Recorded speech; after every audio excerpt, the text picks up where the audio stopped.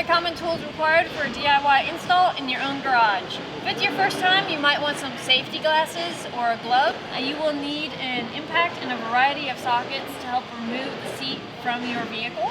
And if you have plastic trim on the side of your seat, some plastic pry tools will help you remove it without scratching it. To remove the clips from the frame, some metal pry tools or even just a flathead will help you to pull these off the seat frame without slicing your hand on that sharp frame. If your cover does require Hogrings, you will see these strips sewn into your cover. You'll have Hogrings attached to the foam. You can use snips to cut them out. And if you've got Hogrings, we will send you the Hogrings needed for that install.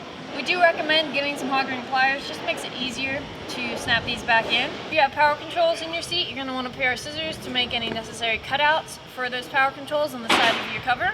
If you need to do any foam repair or if you have heaters that you'll need to glue down to the foam, we recommend just getting some spray adhesive to help you with that.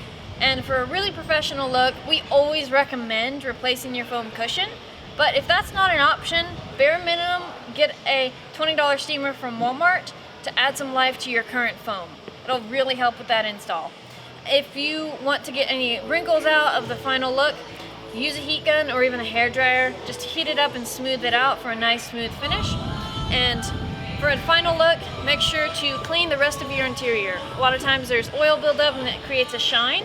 So cleaning it, good deep clean will remove that and help everything match perfectly. If this does at all seem overwhelming to you, just be sure to use our installer network. We have a list of shops that would be glad to help you out and do the install for you. As always, if you find this information helpful, just be sure to like, share, and subscribe, and let us know in the comments if you have any questions or just give us a call.